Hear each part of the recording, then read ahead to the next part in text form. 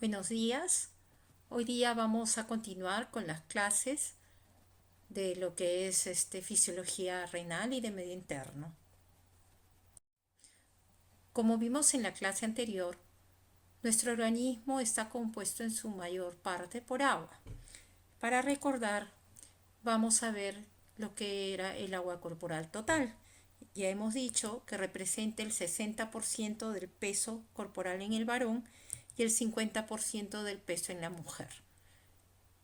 Y también ya hemos visto que de esta agua, 66.6% conforma el líquido intracelular y 33.3% el líquido extracelular.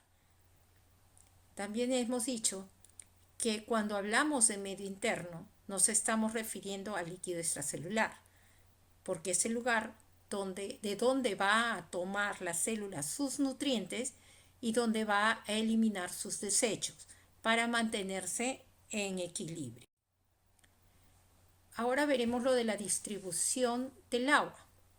Si bien ya hemos visto en la lámina pasada, en la lámina A, tenemos lo que es la representación de la distribución del agua corporal total en los diferentes compartimentos, ya hemos dicho que no solamente es agua, sino que también tenemos solutos como en la figura B, y en este caso es el ejemplo de los cationes, que están en equilibrio, tanto en el extracelular como en el intracelular. Igual la osmolalidad, que a ambos lados de la membrana es 300 miliosmoles por litro, tanto en el intra como en el extracelular. Y también hablamos que para que haya movimiento de agua entre lo que es el intracelular y el extracelular, el determinante es la presión osmótica, y entre el intravascular y el intersticial es la presión oncótica, dada por las proteínas que están en el compartimento intravascular. Y la flecha nos muestra que todos estos cambios van a ser hechos en el extracelular, o la mayoría de ellos. Por lo tanto, nosotros estudiaremos estos cambios del medio interno. Aquí está, eso es una figura que nos trata de representar lo que puede ser el movimiento del agua, y vamos rápidamente a ver algunos conceptos para hablar de lo mismo. Lo primero que tenemos que recordar es qué es osmolalidad. Osmolalidad es una propiedad física de una solución que depende del tipo y de la cantidad de solutos. Ya hemos hablado de eso anteriormente, en la unidad de disolvente, o sea, en este caso el agua. Generalmente cuando lo expresamos en kilos es miliosmoles por kilo y se llama osmolalidad. Y cuando lo expresamos en osmoles por litro se llama osmolaridad. El segundo concepto es tonicidad. ¿Qué es la tonicidad? La tonicidad es la relación entre la osmolalidad extracelular con la intracelular. Generalmente puede haber una ligera diferencia entre ambas, pero la idea es qué soluto es capaz de mantenerse sin pasar la membrana y generar esta diferencial de osmolalidad. Cuando hay esto, va a ser posible que haya una difusión de el agua a través de las membranas biológicas según el soluto que esté dando la tonicidad. Muy bien. Ahora, el movimiento del agua que provoca un soluto depende de la dificultad con la que este soluto atraviesa la membrana celular. Tenemos que muchos solutos pueden ser muy grandes, muy pesados y tienen más dificultad de pasar la membrana celular. Son hidrosolubles. Es más fácil pasar si es que son liposolubles. Y también tiene que ver el tamaño. En este caso, el sodio y el potasio sí son solutos pequeños que difunden libremente la membrana celular. Pero para que se dé todo este movimiento entre compartimentos, es necesario diferentes mecanismos de transporte que hay en nuestro organismo. Básicamente son dos grupos, los pasivos y los activos. Los pasivos son ósmosis, que es movimiento de agua, difusión solutos, ultrafiltración solutos. ¿Cuál es su característica? No consumen energía, no consumen oxígeno y no usan transportadores. Generalmente puede haber una difusión facilitada. Ya veremos más adelante la descripción. Luego tenemos el segundo grupo, que son los mecanismos de transporte activos, que pueden ser primarios porque utilizan directamente la energía del adenosin trifosfato o de cualquier otro enlace de fosfato. o puede ser secundario porque usa la energía derivada de este mecanismo generado por el ATP y que va a ocasionar una diferencia de concentraciones a uno y otro lado de la membrana, y esto va a facilitar un transporte activo secundario por cotransporte o contratransporte, como vamos a ver a nivel tubular renal. Luego, dentro de estos mecanismos activos, hay uno que se llama activo grueso, que no es otro que la endocitosis, ¿no? Endocitosis, envuelvo y lo ingreso. Dentro de este grupo hay tres: pinocitosis, fagocitosis, exocitosis, que ya vamos a ver en las figuras que tenemos adelante. Aquí lo que básicamente nos muestra es la membrana celular y el líquido extracelular y el intracelular y los tipos de transporte. El transporte activo con consumo de ATP, que está a nuestra derecha, y el transporte pasivo, que está a nuestra izquierda, que puede estar difusión simple, como la que dijimos, pasa libremente, generalmente en los liposolubles, o a través de poros, canales, o a través de transportadores, que son las difusiones facilitadas. Esta es una representación de la bomba de sodio-potasio ATPasa, y como vemos hacia este lado está el extracelular y el intracelular. Y esta es la bomba famosa que está en todas las células. Y miren, con consumo de ATP, ¿qué hace esta bomba? Va a liberar 3 sodios al extracelular y va a ingresar 2 potasios. Y va a crear una gradiente. Como ven ustedes, una gradiente, y esta gradiente va a facilitar que se muevan otros solutos. Lo vamos a entender mejor cuando veamos reabsorción tubular y secreción tubular. Muy bien, dentro de los transportes pasivos vamos a ver cómo se trasladan, que es lo que ya hemos venido diciendo: la difusión simple, que generalmente son los liposolubles, la difusión mediada por canal, ¿no? Hay una proteína que va a facilitar que pase el soluto, y esto hay diferentes canales, canales de agua, canales de sodio, de potasio, o la difusión mediada por un transportador. Esta mediada por un transportador a veces es en base a, por decir, existe el sodio hidrogenión, que es un transportador que va a resultar por la energía o la diferencial de potencial generada por la bomba de sodio-potasio ATPasa, ¿no? Lo importante es que de estas maneras se puede transportar. Es igual, a nivel de laza de Henle, el cotransportador es sodio-potasio 2 cloros, que quiere decir que va, gracias a la energía que se ha producido, es capaz de ingresar desde la luz tubular a la célula un sodio, un potasio y 2 cloros. Muy bien, ahora avanzamos. La primera que vamos a describir es un tipo de difusión pasiva que moviliza el agua. ¿Qué es la ósmosis? La ósmosis es una difusión pasiva que se caracteriza por el paso del agua a través de la membrana desde la solución más diluida a la más concentrada. En el ejemplo vemos el lado donde dice agua, quiere decir que no hay solutos. Y hacia el otro lado, que vendría a ser la membrana semipermeable, lo rosadito, tenemos solutos de cloruro de sodio. Entonces, ¿de dónde a dónde se va a poner el agua? Desde este lado, donde dice agua, hacia el lado donde está el cloruro de sodio. Se va a mover desde la solución diluida a la solución concentrada. Eso es ósmosis, movimiento de agua. Lo vemos acá, miren, tenemos una solución con menos soluto, esta solución más hipertónica, y esta es la membrana semipermeable. El agua se va a ir al lado donde hay más solutos, ¿no? Y disminuyó en el otro compartimento.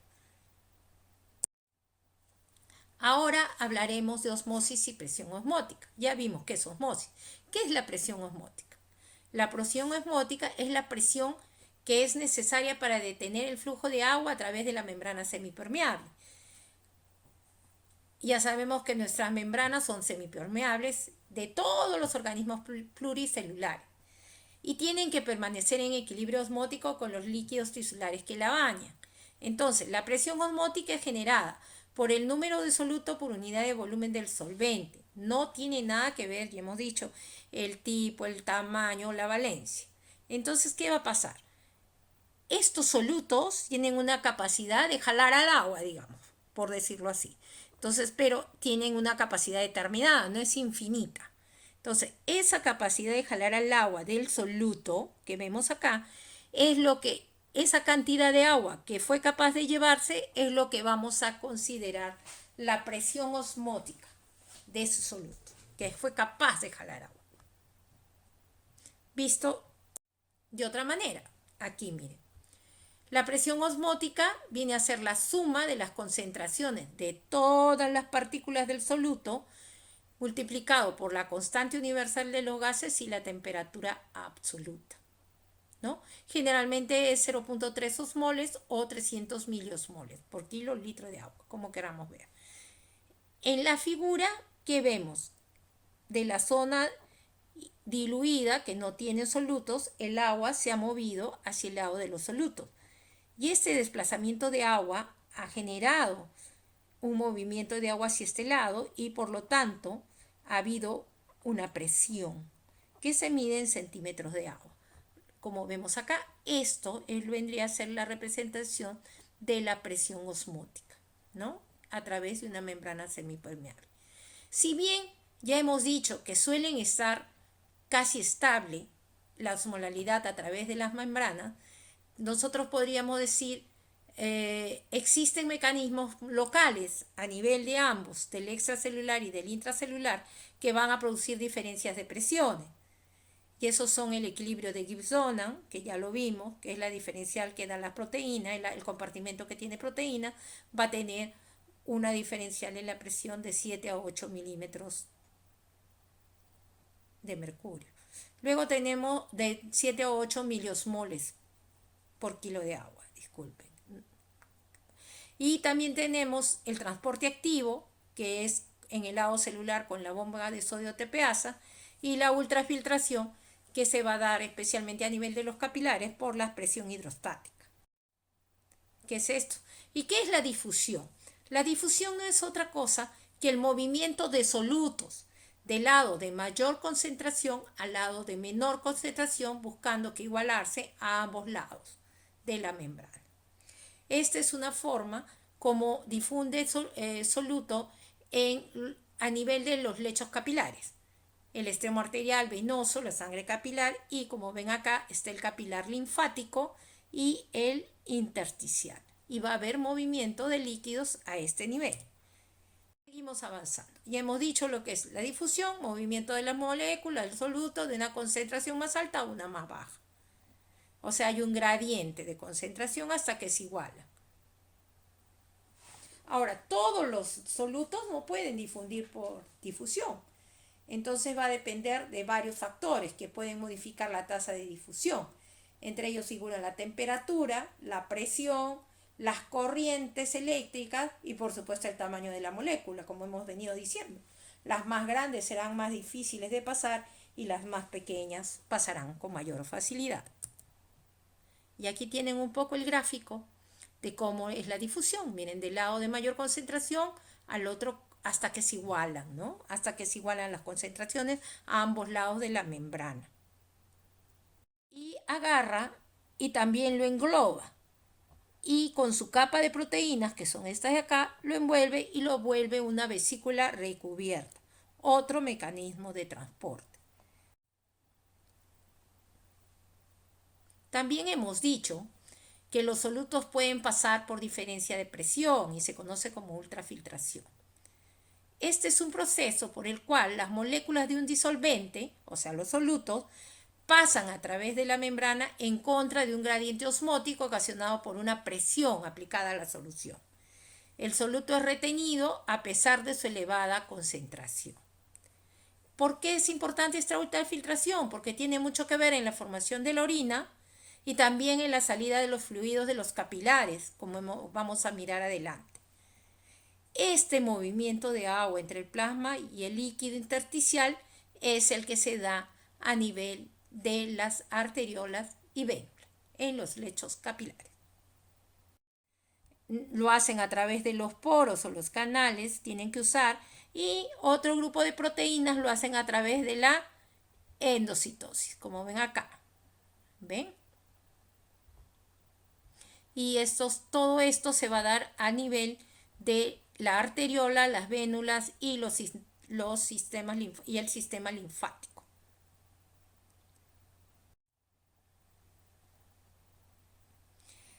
Como vemos, la osmolalidad está determinada por los solutos y van a tener una influencia en el movimiento del agua.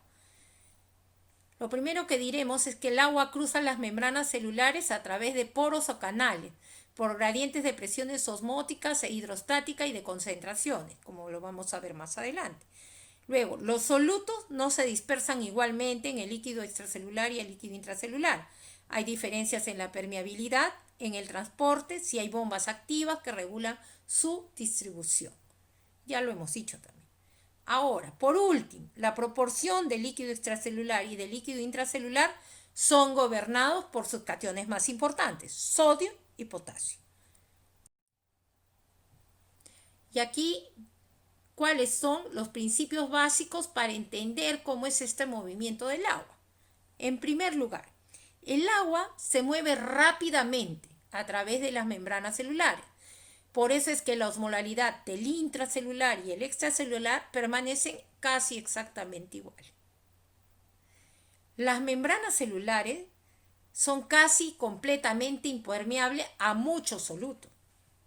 Por lo tanto, el número de osmoles permanecen casi constantes en ambos compartimentos porque no pueden pasar, si se dan cuenta, están en equilibrio. Como vemos en la figura, 300 miliosmoles por kilo en el extracelular, 300 miliosmoles por kilo en el intracelular. Y eso ya lo hemos conversado. Vamos a recordar lo que es osmolalidad. Osmolalidad es la concentración de solutos expresada en osmoles por kilos de agua, y la osmolaridad es la concentración osmolar expresada en osmoles por litros de agua, ¿no? Eso es lo que cambia. Esta figura la revisan, es un poco un ejemplo de cuántos osmoles tenemos en los diferentes compartimentos. Muy bien. Ahora, ¿quién es el responsable mayor de la osmolalidad? El sodio. El sodio, que es el castión más grande del extracelular, es decir, del medio interno. Entonces, dice, la osmolalidad plasmática es igual a la suma de cada uno de los solutos que están presentes en el plasma. Sabemos que la mayoría son sodio y que no está solo, va con el cloro. Si lo suman los dos, más o menos representan el 93%, ¿no?, de toda la osmolalidad, porque eso es plasma. Después la composición de todo el volumen en la sangre es plasma, 93%, 7% grasas y proteínas.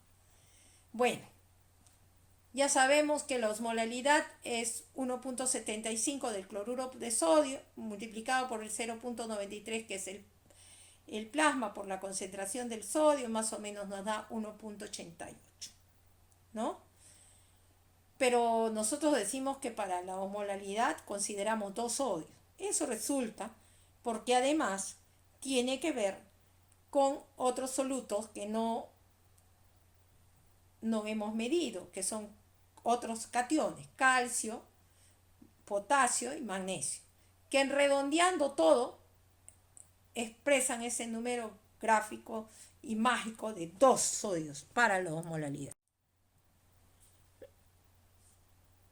Ahora veamos qué cambios se producen cuando hay diferentes acciones que toman. Por decir, una persona que ha perdido sodio, ¿qué pasa con su intracelular y su extracelular? Como vemos acá, en la primera gráfica hay una disminución del sodio total.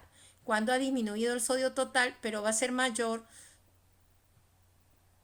al comienzo está iguales en ambos lados, pero luego se va a ver que ese sodio se perdió en el extracelular. Y ese sodio que se perdió en el extracelular ocasionó que el agua del extracelular se vaya donde hay más soluto, que es potasio, en el intracelular.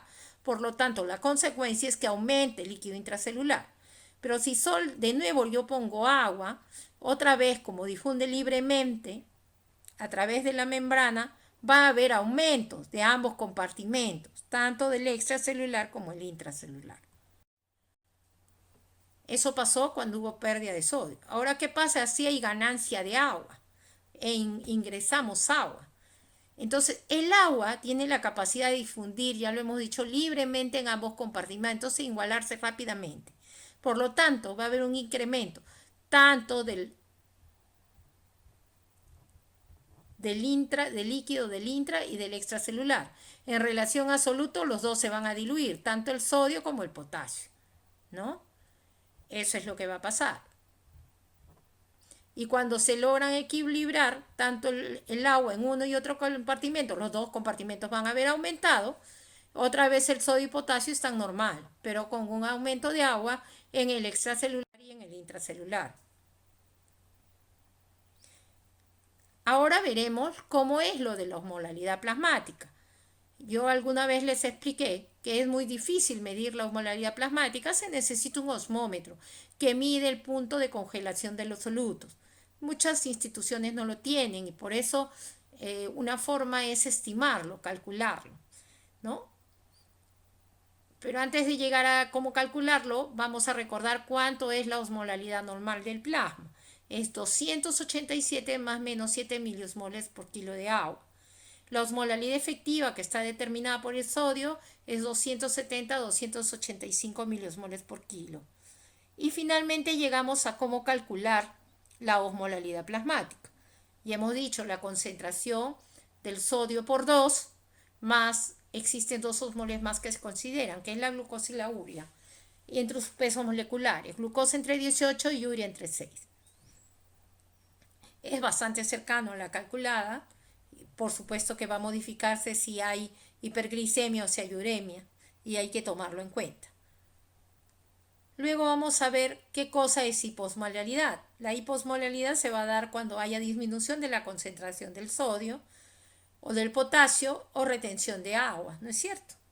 Se va a volver hiposmolar porque hemos dicho que osmolaridad es la concentración de los solutos en el volumen de agua. Si bajan los solutos, baja la osmolaridad. ¿Qué es la hiperosmolaridad? Ganancia de solutos, ya sea de sodio especialmente o pérdida de agua. ¿Cuál es nuestra primera conclusión aquí? La regulación del sodio plasmático y por tanto la de la osmolaridad plasmática ocurre por cambios en el balance de agua. Ya lo vimos en los ejemplos.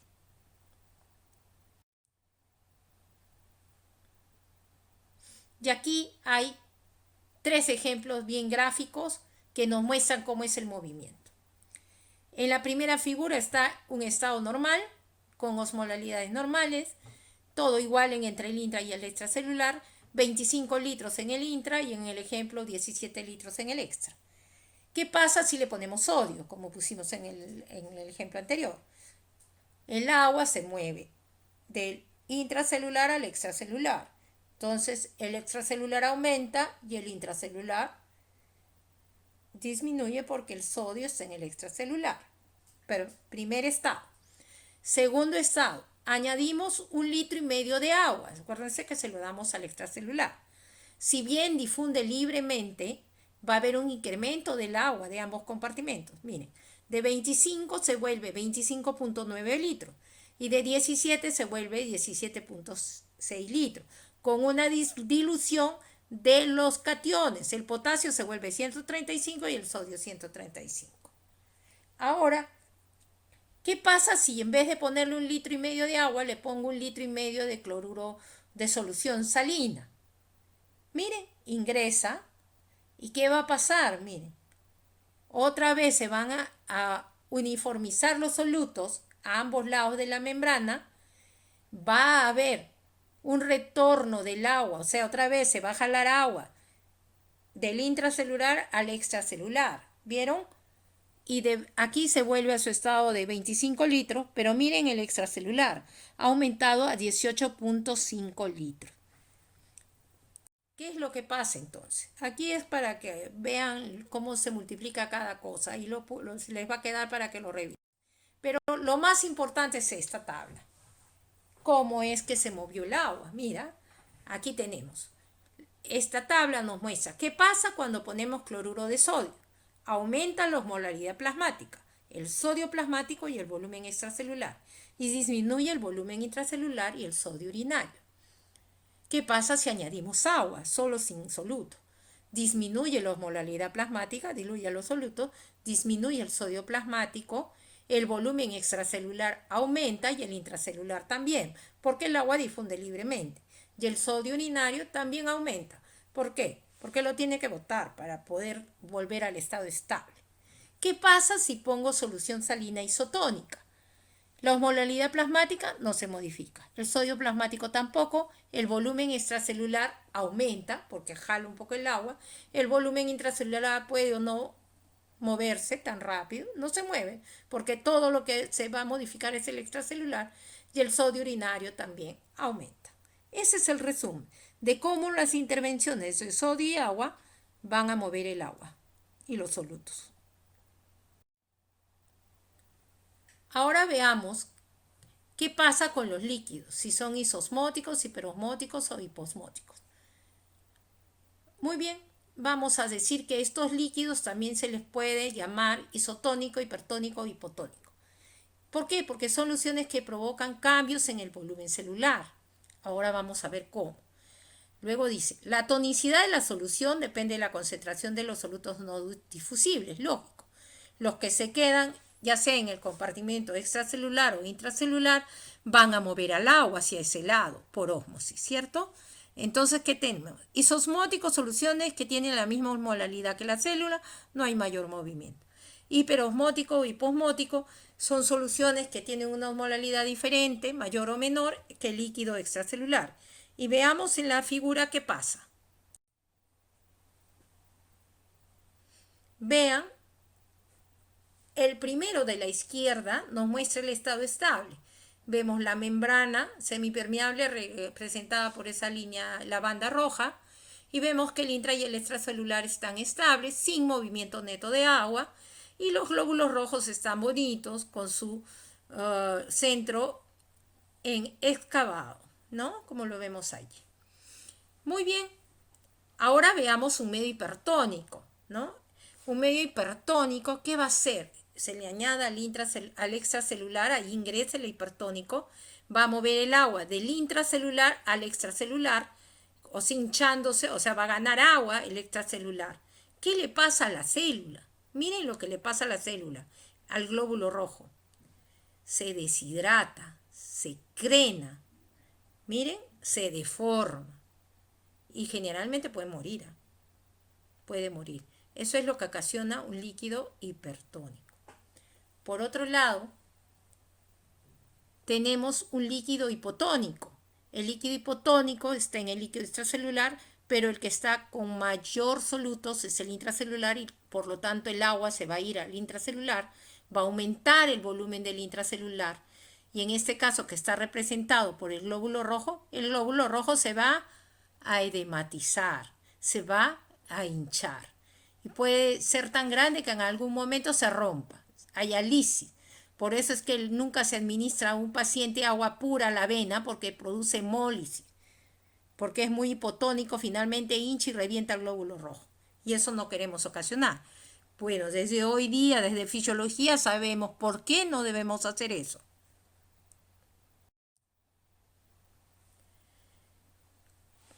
Para todo estamos hablando de que el movimiento del agua, de los solutos, tienen que estar regulados, tiene que haber homeostasis.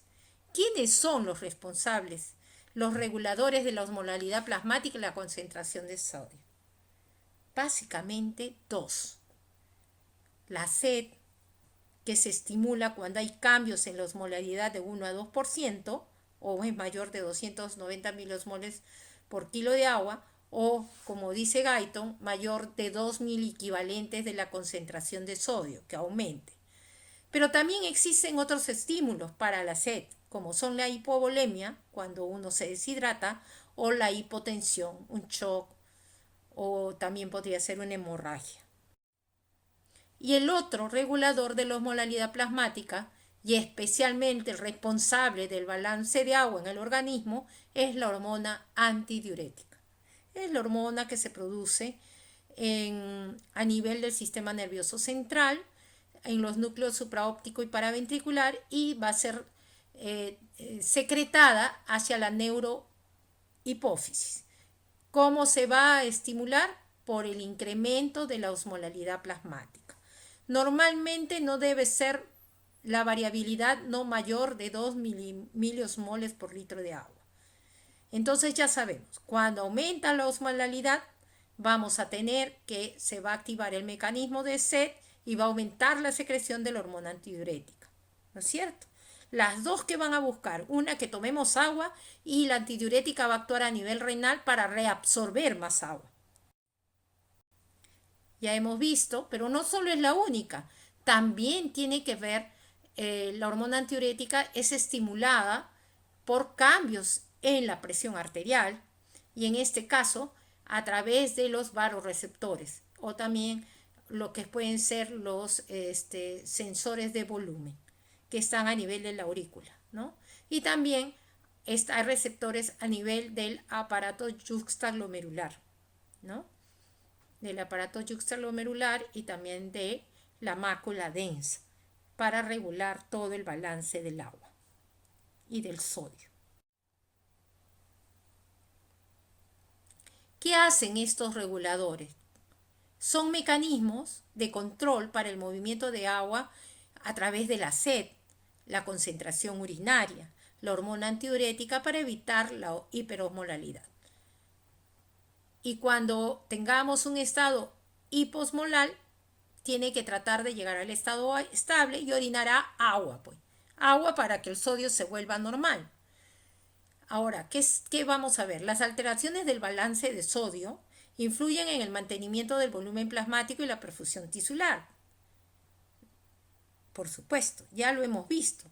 ¿Cuál es la relación? A través de ese movimiento de osmosis, a través de la membrana celular. Ya hemos visto que si hay menos sodio, más sodio, se va a mover el agua al lado donde hay más soluto, más sodio. Entonces, ¿qué tenemos? Si hay mucho sodio, jala mucha agua y se evidencia como edema. Y si hay poco sodio, se va a ir al otro lado, al intracelular, y va a producir hipovolemia, porque el extracelular se va a depletar. Eso es lo que tenemos que concluir, acordarnos eso. Entonces también hay anomalías de la regulación del líquido corporal. Sí, pues que es un poco lo que hemos visto, ¿no? Miren, ahí está. Si tengo hiponatremia, o sea, concentración de sodio bajo con deshidratación, tengo que pensar, ajá, insuficiencia suprarrenal o exceso de diuréticos. La concentración plasmática del sodio disminuida.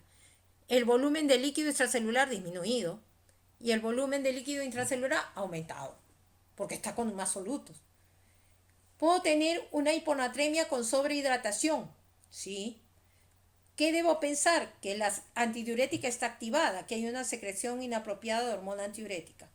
Generalmente algunas neoplasias, especialmente de pulmón y del sistema nervioso central, tenemos una disminución de la concentración del sodio con un aumento del volumen de líquido extracelular y del intracelular. Luego tenemos los otros dos trastornos, hipernatremia con deshidratación. O sea, el paciente está deshidratado. ¿Quiénes ocasionan eso? Diabetes insípida y la sudoración excesiva. Más pérdida de agua que de soluto. Por lo tanto, tengo una concentración de sodio aumentada con una disminución del volumen de líquido extracelular y del intracelular. Luego tengo hipernatremia con sobrehidratación. O sea, no está deshidratado, pero está con hipernatremia. Tengo que pensar que hay algo que está haciendo que retenga el sodio. Pienso en enfermedad de Cushing o aldosteronismo primario. Aumenta la concentración del sodio, aumenta la concentración de líquido extracelular, porque el aldosterona está reabsorbiendo sodio y secretando potasio, y el volumen intracelular se depleta porque ese lado tiene más solutos, el extracelular, y le quita el agua. Muy bien, esto es un enfoque de qué pasa en la hiponatremia. Como ustedes vieron, puede haber hiponatremia con deshidratación, con déficit de agua. Y ahí tenemos pérdidas renales o extrarrenales. Puedo tener hiponatremia sin deshidratación, que es el caso de la secreción inapropiada de hormona antidiurética, la deficiencia de glucocorticoides, el hipotiroidismo, el estrés y varias drogas que ya vamos a ver cuando veamos problemas de sodio. ¿Qué más tenemos? También puedo tener exceso, o sea, tengo hiponatremia con gran edema. ¿Cuándo pasa eso? Pasa cuando tengo situaciones patológicas como el síndrome nefrótico, la cirrosis, la insuficiencia cardíaca y también cuando el riñón falla, insuficiencia renal aguda, insuficiencia renal crónica, el riñón trata de volver a lo normal. Siempre la homeostasis busca regresar a la normonatremia. Ahora vamos a hablar de cómo es el movimiento del agua entre el intersticio, o sea, entre el intravascular y el líquido intersticial. Una sexta parte del volumen corporal es el intersticio.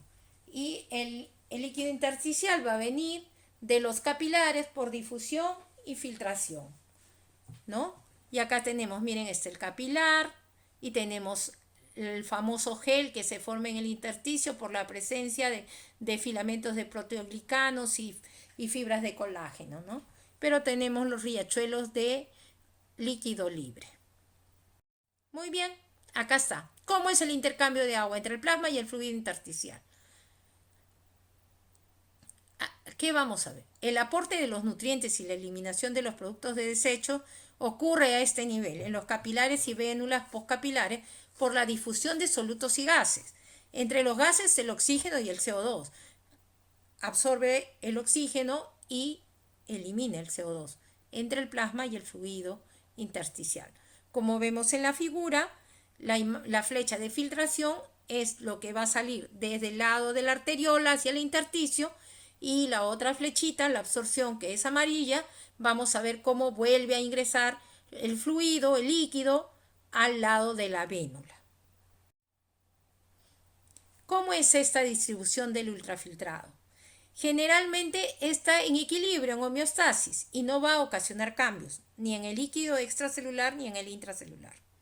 La presión hidrostática es la fuerza mayor que va a mover los fluidos fuera del lumen capilar, y esta presión hidrostática depende de la presión arterial.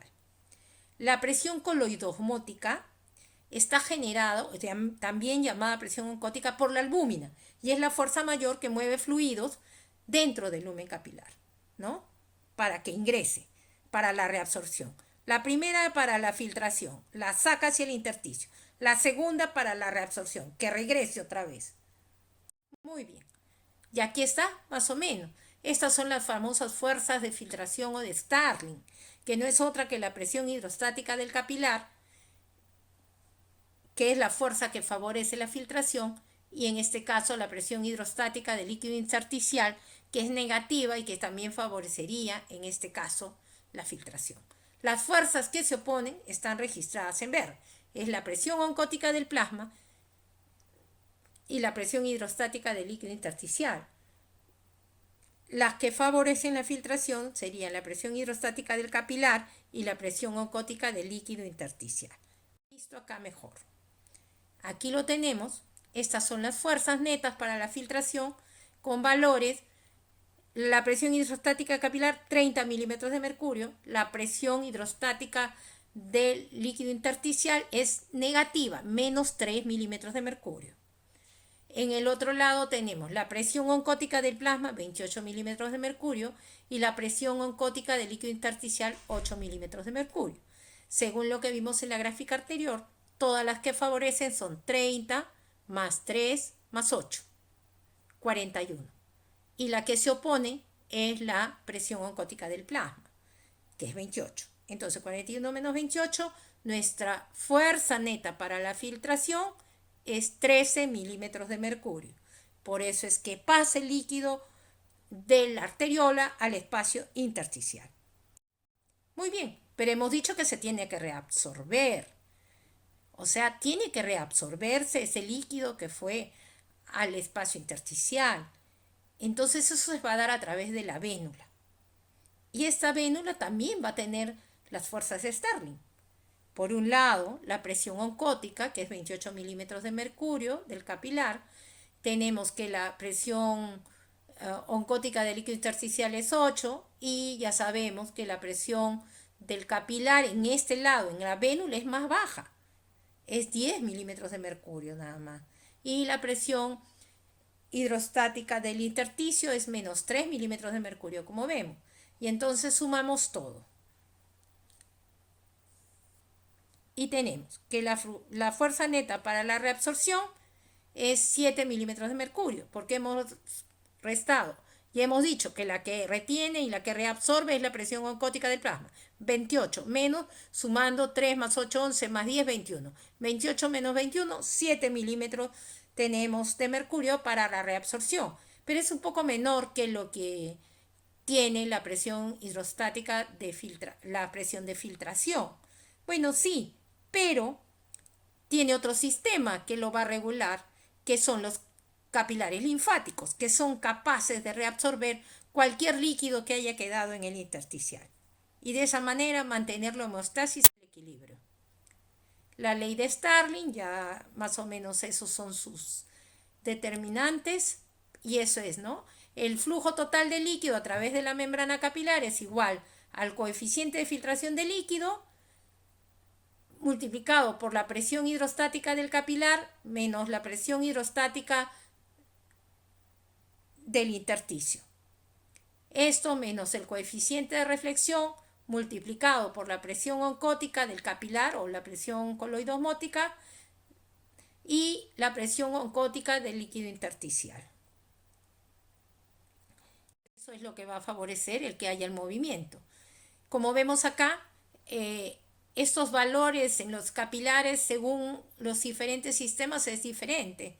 El músculo esquelético tiene un poquito más de presión hidrostática que el alveolo, pero miren, en el caso del glomérulo, la cosa es mucho más grande. Miren, por eso les subrayo, eso es a nivel renal, las presiones son mucho más altas, si ven ustedes, ¿no? Que vamos a revisarlas nuevamente cuando hagamos filtración. ¿Qué cosa nos toca revisar ahora? El equilibrio de Starling. ¿Qué cosa es el equilibrio de Starling? ¿Qué nos dice? Todo líquido filtrado en el extremo arterial es exactamente igual al que se absorbe en el extremo venoso del linfático. Cuando se rompe ese equilibrio, se va a producir edemas o derrames.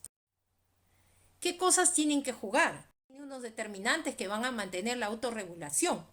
Uno es la presión arterial, que tiene que estar entre 85 y 95 milímetros de mercurio. La resistencia del esfínter precapilar, que lo vimos en la lámina anterior. Y la resistencia postcapilar en las vénulas y venas, ¿no? Cuánto de resistencia le oponen al flujo de la sangre o al flujo del plasma. ¿Qué cosa más tiene que ver? La presión oncótica del plasma, que ya le hemos dicho que es por las proteínas, y que se pueden estimar por la ley de Van Hoff. Ahí les dejo para que jueguen un rato. Muy bien, pero como les dije había un diferencial, pero existen factores de seguridad. El flujo linfático, que es capaz de incrementarse y reabsorber todo, y también tenemos que ver que la presión oncótica tiene que estar bien, no debe estar desnutrido, si no va a bajar la presión oncótica, la reabsorción no va a ser buena. Y cuando hay un aumento en el volumen del fluido intersticial, puede aumentar la presión hidráulica intersticial y pueden ocurrir los edemas. Y los valores negativos se vuelven positivos. Y ahí está nuestro gran sistema linfático que lo soluciona todo. Y finalmente tenemos los síndromes edematosos que se van a producir si hay un aumento de la presión hidrostática del capilar, si hay una disminución de la presión oncótica del plasma, si hay un aumento de la permeabilidad capilar, o si hay obstrucción linfática o un aumento de la presión oncótica intersticial. El primer grupo puede ser por disminución del volumen plasmático y retención renal de sodio, insuficiencia cardíaca, cor pulmonar, retención primaria de sodio, obstrucción venosa, cirrosis hepática, obstrucción venosa local, disminución de la resistencia, bloqueadores de canales de calcio cuando estamos tratando hipertensión arterial y edema idiopático. Ya sabemos la pérdida de la presión oncótica del plasma, síndrome nefrótico e enteropatía perdedora de proteína. El edema idiopático por quemaduras, inflamación o sepsis. Y lo último por adenopatías por malignidad o hipotiroidismo. Finalmente tenemos ahí otro ejemplo de cómo es que existen algunos fármacos que van a producir todo esto. Hemos terminado esta semana, nos vemos la siguiente clase.